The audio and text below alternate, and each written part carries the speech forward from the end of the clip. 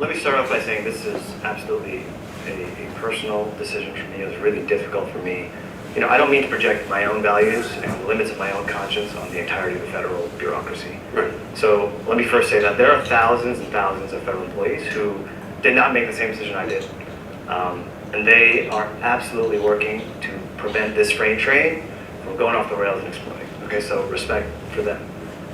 If you're a concerned American and you're hoping that some unelected official somewhere or a cabal of civil servants somewhere will resist this president and fight his policies from within the government, then you will be disappointed.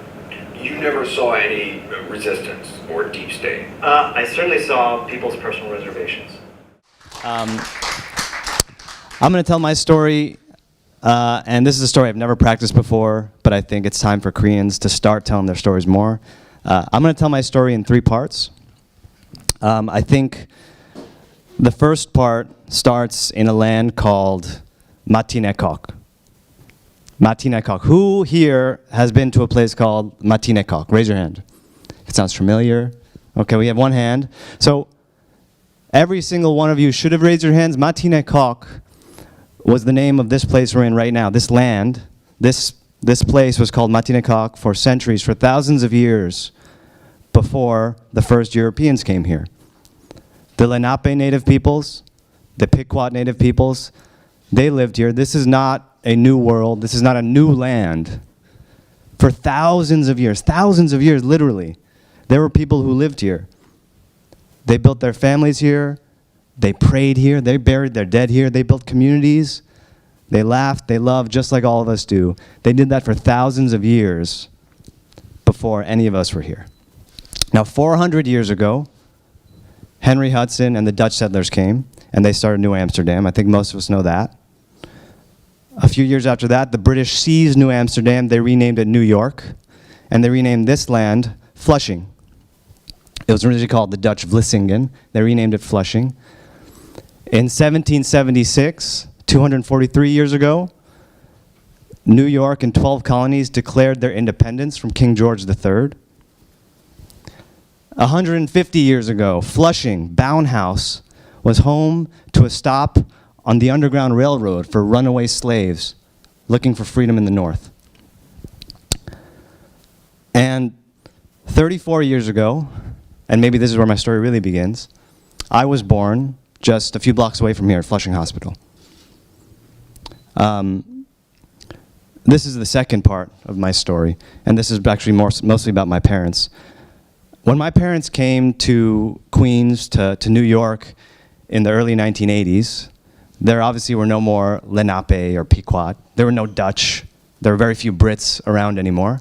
In fact, even by the early 1980s, in Flushing, Asians were the dominant ethnic group. We were the majority, ethnic Asians. My parents came, I'm sure this is true for many of the people in the crowd tonight. My parents came here to study. They wanted a better life, so they actually came separately. My mother, she came here to study. She was smart. She went to Yonsei University. She studied really hard, and she transferred to Hunter College to become a nurse. She wanted a professional job. She wanted, a good life.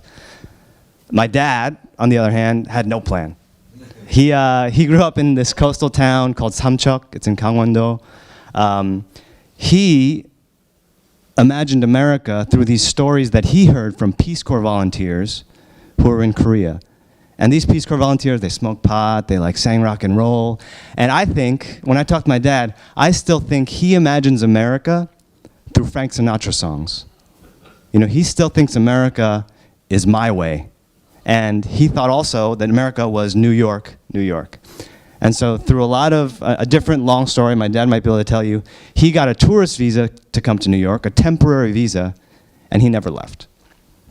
So they came here independently. My mom came to fill her head. My dad came mostly, I think, to fill his heart. And they met here, and somehow my dad convinced my mom to drop out of school, to marry him, who was, I think, 8 or 9 years older than her, and to quit everything and start peddling clothes on the sidewalks of Chinatown in Manhattan. And I've asked them a million times. I don't know why my mom said yes. Like, who would ever, she was on this pathway for success, right? She was on this train, she had this plan, and she jumped off that train to go on this crazy adventure with my dad. And thanks to that decision, that I'd say maybe crazy, I don't want to say stupid decision, I exist today. Now, they quickly, after getting married, in the early 1980s, had 2 sons while they were still street peddlers. They saved enough money from peddling clothes in Chinatown. They made a lot of money, and they started a business in Jackson Heights, a coffee shop. And my mom was mopping the floors of that coffee shop when she went to labor with me. So I was born in 1985. So the reason I'm telling you all these stories, and so that's the end of the second part, is so much of my story begins before I existed, right? There's this whole collective story of this land, this place. There's a story of my parents. There's a story of Korean immigration that started long before I knew how to, before I was even an idea in my parents' heads. And this takes me to the third part, which is really about me. I was born in 1985, and I realize now that when I was born, I wasn't born a blank slate. I was born into communities. I was born into maybe tribes, into groups. My first community and my strongest community was my family. I obviously had my parents. I also had my harmony, my grandma. She cooked dinner for me every night. She'd walk me to school. I had 4 siblings, and we would spend holidays together. We'd celebrate birthdays, Thanksgiving, Christmas. We'd go on road trips together in our minivan. So that was my first community, my family. My second community that I was born into was maybe this Korean church community here in Flushing. So I went to church on Parsons Boulevard, this Catholic church, St. Paul's. And in that community, it was almost my gateway to my Korean identity. We went to Mass, and then we'd eat Korean food in the basement. And then while the parents were all socializing and gossiping, I would go with my friends to Main Street. And we'd play video games, we'd eat namyeon, we'd do whatever. And we'd hang out there. So that was my gateway to Korean, or maybe even Korean American culture. And finally, my third community that I was born into, or that I grew up in, was my school community on Long Island. And this was actually very white, very kind of old European immigrant community. And that community was also invested in my success. I went to public schools there. My teachers cared about me. They put me in ESL classes for free.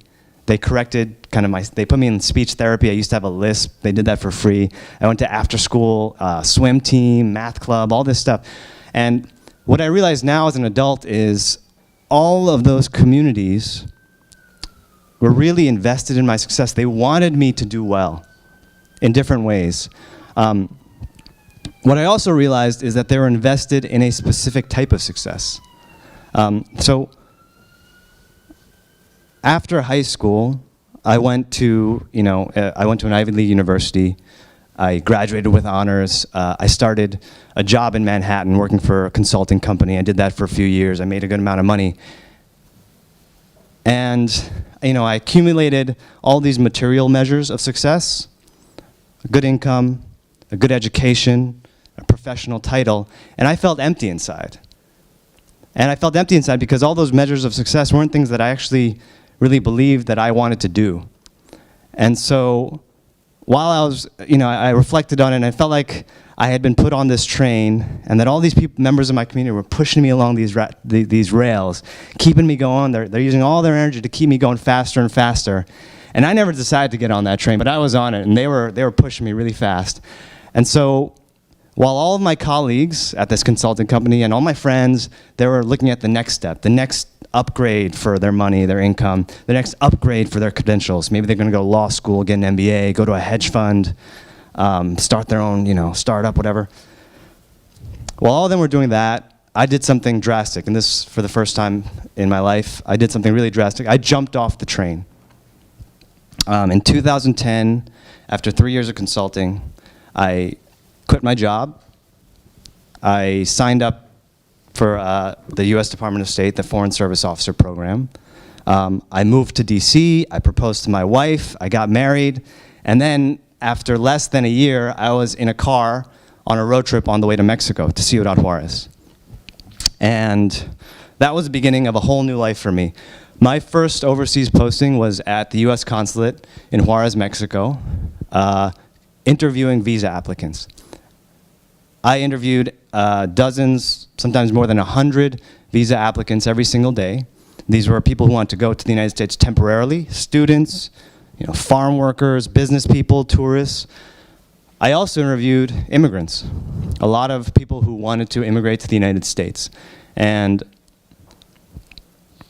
in every single one of these immigrants, I saw that same spark, the same dream, the same hopes that I saw in my parents and my neighbors and all these communities that I grew up in. And you've probably, I don't know if you've been in a consulate, but it feels like a DMV. I was in this window about 4 feet wide. There's this bulletproof glass. I have a computer. I have this facial recognition scanner, some fingerprint scanners. But otherwise, I'm just sitting in this window interviewing dozens and dozens and dozens of people a day. And it's easy to kind of get heartless and kind of, you stop seeing people after a while. You just start seeing like a number, like I got to do another interview, another next. And I remember when finally something snapped me out of that. And it was also the moment that I realized that the US immigration system really is broken. It's inhumane and it's cruel. And the moment I realized that was when I interviewed this kid. He stepped up to my window. So I'm sitting in my window, next, call a number. He comes up, he's 13 years old. And usually when I interview people in Mexico, they speak to me in Spanish. But he immediately came up and said, really shy, he said, "Hi, my name's Brian." Perfect English. This little teenage kid, he's got like a Hollister shirt on. He looked like someone, I would have gone to high school with, right? And I said, "Oh, hey, Brian, put your fingerprints there, let me verify your identity." Okay, Brian Rayo, what's up, how's it going? Who's sponsoring you today? Turns out Brian, 13-year-old Brian, had been living undocumented in California since he was 5. So it's 8 years. His parents had smuggled him in illegally. His parents had since passed away, and his grandfather was a US citizen and sponsored him to live in the United States, finally. And so his grandfather, sponsored him for a green card. And so finally, after 8 years growing up in the United States, studying, he was going to get his legal status from me, right?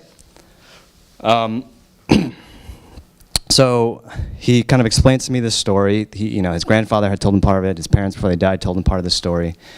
And I'm really excited. So I'm like, this is a great story. This is one of these dreamers. He came in, no fault of his own. He was doing well. And here he was on his summer break, coming back to the country of his birth to finally get a legal status and then go back to his home, which was California. And I'm flipping through kind of the computer system. Okay, there's some mandatory stuff you have to check as you're going. I'm talking to him.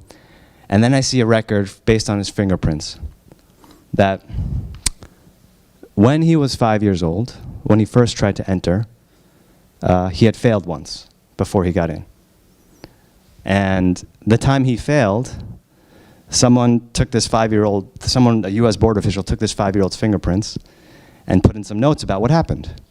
And apparently in San Isidro, in Tijuana, the smuggler that was with 5-year-old Brian gave 5-year-old Brian a fake US passport and said, "Here, go with this, go cross." And when the border official asked to show him this and keep going, and he was caught. And so the US border official took the fingerprints, wrote this whole story down about what happened. And at that moment, my heart broke because I had to tell Brian that his visa was refused. And not only was it refused, he could never return to the United States. There's a lifetime ban on ever traveling to the United States legally again. He could never get a visa legally again in his life, even if you want to be a business person, he could not get a visa again. And for those of you who don't know, it turns out that under US immigration laws, to this day, if you falsely claim to be a US citizen for any purpose, it can be verbally, it can be on a form, you check US citizen, it can be presenting a passport, somebody else's passport, a fake passport, you are banned for life. There's no waiver, there's no pardon. You can never immigrate legally to the United States. And at the time I was interviewing Brian, that applied to minors too. So according to the rules that existed, I had to basically ruin the life of this 13-year-old who by no fault of his own had done this thing when he was 5 years old. And I basically banished him to a life in a country that he didn't know at all. And that, it broke my heart. I felt guilty, but I also felt powerless. I was like, what am I going to do? I could break the law, I could give him the visa and then lose my job. Am I going to do that? I felt guilty, and I feel guilty to say now and kind of ashamed that I just put my head down and I kept going. I refused his visa, and he wasn't the last one, the last dreamer I refused when I was in Ciudad Juarez. And for a long time, I just kind of buried it, and I just had this hope that this is so wrong that somebody will fix it. President Obama will fix it. Congress will fix it. Everybody knows this is wrong, right? And I just trusted that, and I buried that guilt, and I just kept going along in my career. I got on a different train. You know, I was on these different rails from before, but I was on this train. I worked in Lisbon at our embassy. I negotiated these research agreements between Portuguese scientists and American scientists. Then I moved to Canada. I was part of this this team that was kind of pushing U.S. trade policy, pushing U.S. exports to Canada. And things were going well. I was getting promoted again. I was getting awards for my work. I was getting ahead. I was on this train, moving fast again. And this time I had chosen to get on this train. And then in 2019, this past summer, I don't know if you remember this, but I saw a photo of this man with his daughter, and they drowned in the Rio Grande. And it's a terrible picture. He is laying face down in like a muddy bank, and he's got his daughter in his shirt, and she's like 2 years old. So I saw that picture, and immediately I had flashbacks of Brian and our immigration policy and how cruel and inhumane it was. And in their bodies, I saw my mom. You know, I saw myself. I saw my dad and his dreams, you know, his stupid plan to come here and sing Frank Sinatra. I saw all of the people in my community that I grew up with in those bodies. And I really thought, like, this could have been any single one of us. So this time I couldn't bury it.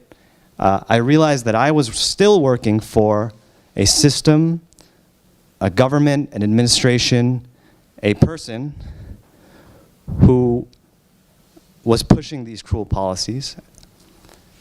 And not only were they pushing these cruel immigration policies, they were trying to revise the story of America. They were trying to revise this collective story of immigration. Because our story is it's a story of immigration. It's a story of native peoples who were here for a very long time. And then a very short time ago, the Europeans came, and then the rest of us came too. So I was thinking about all this. I couldn't take it anymore, and for the second time in my life in the last 9 years, I jumped off the train. I quit. And then I quit. I wrote about why I quit in the Washington Post. The next day, I got invited to speak to Anderson Cooper. It all happened really quickly, and it's a whole other long story. It's a crazy experience to kind of go viral. And then I joined the Minkwon Center. The Minkwon Center, what I appreciate the most is there's this deep understanding. Even though their foundation is this Korean organization, a Korean-American organization, there's this understanding of a collective story. You can't tell my story, that third part, without understanding part 1 and 2. You can't tell the story of Flushing without telling the story of Matinecock and New Amsterdam. You can't tell the story of my parents' immigration without telling the story of Korean immigration and of the immigration of all the other peoples who are here in this country. And Minkwon and many other organizations recognize that these are collective stories. And so my one kind of call to action for people here tonight is this. 1, remember that these are our collective stories, and 2, this is a collective fight, you know? When we fight for the rights of immigrants and refugees, let's say, coming in our southern border, we are also fighting for our own rights. We're fighting for ourselves too. It's the same struggle. We're all on the bleeding edge of this history. It's a shared history. Thank you a lot. Thank you so much for having me. That's my story.